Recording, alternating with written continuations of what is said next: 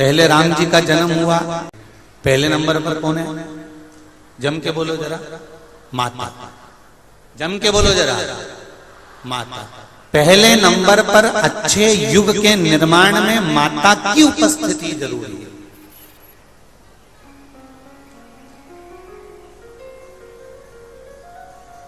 कई लोग कहते हैं गुरुजी पहले राम जी का जन्म हुआ, क्या आज के जमाने में राम जी का जन्म हो सकता है? हम कहते हैं बिल्कुल हो सकता है, उसमें दिक्कत क्या है? बस राम जी को पाने के लिए तुम्हें कौशल्या और तुम्हारे पिता को दशरथ बनना पड़ेगा, तो राम जैसी औलाद तुम्हारे घर में जन्म ले सकती है। महारानी जगदम्बा जगतधात्री दुर्गा भवानी अब की बार माता जी घोड़े पर आई है। तो घोड़े पर जो देवी जी आती है वो समृद्धि को देने वाली आती है, लक्ष्मी की वृद्धि करने वाली आती है। जैसी घोड़े की रफ्तार होती है उस रफ्तार से लक्ष्मी घर में आती है। तो ये मत सोचना कि कोरोना महामारी ने हमको नीचे गिरा दिया या कोरोना महामारी ने रोक दिया, कमाई के स्रोत रोक दिए, धन रोक दिया। चिंता मत करना, मेरी माँ जगत जननी दुर्गा भवानी अब की बार घोड़े पर आई है। साल भर में इतना धन दे देगी कि आपने पीछे के 4 साल में नहीं कमाया होगा, इतनी मेरी मां भंडार भर देगी। उस कलश पर आम के पल्लव शिव का वर है।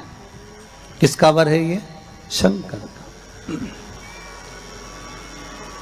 11 आम के जो पत्ते जिस डाली में लगे होते हैं, वो डाली कोमल सी डाली, 11 टुकड़े महाराज एक कच्चे सूत से लपेटकर 11 बार उसका भाग, जब उसको लपेट लोगे इस तरह से इकट्ठा करके, आगे का जो भाग है 11 बार कच्चा सूत लपेटने के बाद जो भाग पीछे का आगे का कोई भी हो, उसको शहद में डुबाकर शिव जी को समर्पित कर दो। किस जगह पर रखना है? अशोक सुंदरी वाली जगह। अशोक सुंदरी की जगह जानते हो आप लोग, पहले भी आपको बताया है, आज फिर आपको वर्णन कर दें। जैसे ये गोल जलाधारी है, ये शिवलिंग रखा है, ये 2 जहां से पानी बह रहा है बाबा के चरणारविंद, राइट में श्री गणेश जी का स्थान, लेफ्ट में कार्तिकेय का स्थान, बीच में अशोक सुंदरी की जगह। शंकर भगवान की 6 लड़कियां हैं। भगवान शंकर के 13 बच्चे, 13 बच्चों में से 6 लड़कियां, उस 6 लड़कियों में से एक लड़की का स्थान, भगवान शंकर की एक बेटी का स्थान, अशोक सुंदरी का स्थान सामने पद्म पुराण में स्पष्ट किया। यह स्थान अशोक सुंदरी का। शंकर भगवान की जलाधारी में पार्वती जी का हस्तकमल, ऊपर से जो एक एक बूंद पानी गिरता है, यह शंकर भगवान की 5 लड़कियों का स्थान है। जया, विषहरा, शामरी बारी, दौतली और देव। शंकर भगवान की 5 लड़कियां भगवान शंकर के मस्तक पे जल की धार गिरा रही हैं। बीच में जो अशोक सुंदरी का स्थान है महाराज, उस जगह पर शहद का मुख, जो शहद आपने भिंगोया है, उस शहद का मुख शंकर जी की ओर कर कर इसी चैत्र के महीने में, इन्हीं नवरात्रि में शंकर भगवान के उस अशोक सुंदरी की जगह पर शहद का भाग शिव जी की ओर रख दें। महाराज अगर घर में संपदा की कमी हो या कोई पैसा खा गया हो, रुपया नहीं दे रहा हो, पैसा अटक गया हो, तो उस शहद को शिव जी की ओर मुख कर कर उस आम के पल्लव की जो डंडी है उसको 11 डंडी को वहां रख दीजिए और उससे अपनी कामना कर कर आ जाइए। हो सके उस शहद में से थोड़ा सा शहद किसी रुमाल पर, किसी कपड़े में लगाकर उसको रख लीजिए। जिस व्यक्ति से पैसे लेना है, जिस व्यक्ति से पैसे मांग रहे हो, उससे एक बार जाकर मिल लीजिए, एक बार उसको खबर कर दीजिए। बाबा चाहेगा भोलेनाथ तो नवरात्रि में ही पैसा वापिस आ जाएगा, अगर शिव कृपा कर देगा। ये बाबा की करुणा। आम का पल्लव कोई साधारण नहीं जिसको कलश के ऊपर रखा जाता है, शिव की कृपा। जिस आम के पेड़ पर स्वयं कामदेव चढ़कर भगवान शंकर के 3रे नेत्र द्वारा जलकर भस्म हो जाते हैं, वो आम का पेड़ साधारण नहीं हो सकता, सहज नहीं है। और वैसे भी शिव शिव है महाराज। सबसे पहली नवरात्रि का व्रत किसने किया था? उत्तर दीजिए।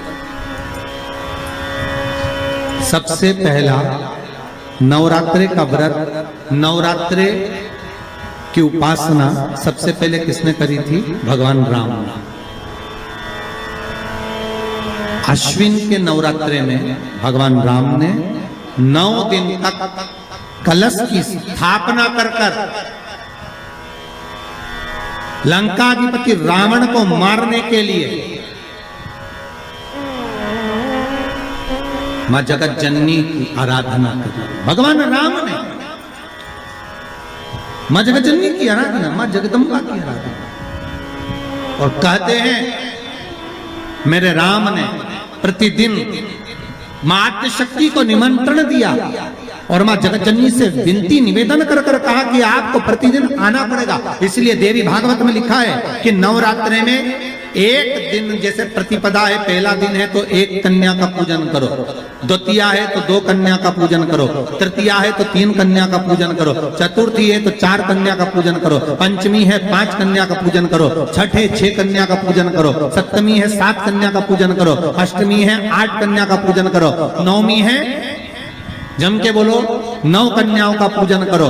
और अगर इस तरह से आप पूजन नहीं कर सकते नवरात्रि में तो 9 कन्याओं का पूजन एक साथ या तो अष्टमी के दिन या नवमी के दिन कर दो, या मध्य में बीच में भी आप कर सकते हो एक साथ। पर अगर आपकी कोई कामना है, आपकी कोई इच्छा है, मालूम पड़े, जैसे कई लोग कहते हैं कि हमारी इच्छा है, हमारी वो मकान नहीं बिक रहा, या हमारी वो जमीन नहीं खरीदी जा रही, या हमारी कोई कंपनी नहीं डल रही, या हमारे काम में ये अड़चन आ रही है, तो नवरात्रे में 4 नवरात्रे में से किसी भी नवरात्रे में आप नियम बना लो कि एक कलश की स्थापना कर कर एक दिन में 1 कन्या का पूजन कर कर उसको भोजन कराना, लाल वस्त्र देना, लाल चुनरी देना, दूसरे दिन में 2 कन्याओं का पूजन कर कर लाल वस्त्र ओढ़ाना, लाल चुनरी देना, तीसरे दिन में 3, चौथे दिन में 4, 5वें दिन में 5, ऐसे 7-9 दिन तक एक कन्याओं के क्रम को बढ़ाते बढ़ाते बढ़ाते बढ़ाते आप उस पूजन का विधान प्रबल कर सकते। आज किसी का फोन था सुबह, तो कोई कह रहे थे कि हमें गुरुजी से बात कराओ, तो समीर जी ने बताया कि फोन आया था और वो बोल रहे थे कि हमें नवरात्रि में अगर मान लो कोई साधना करना हो तो कौन सी साधना करना चाहिए, हम किसकी आराधना करें, हम 9 दिन तक किसकी साधना करें। तो अगर बन सके तो देवी भागवत में सबसे सुंदर साधना यही है कि हम एक दिन में 1 कन्या के चरण धोकर पूजन कर कर उस कन्या को भोजन कराकर उसका स्मरण करें। हाँ, ये जरूर है, तब आप किसी कन्या को 1 दिन में 1, 2 दिन में 2, 3 दिन में 3, 4 दिन में 4, 5 दिन में 5, ऐसे नवरात्रि 4 बार जो नवरात्रि आती, किसी भी नवरात्रि में आप स्मरण कर उसका फल मिला।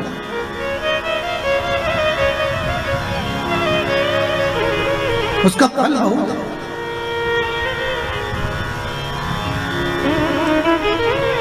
जैसे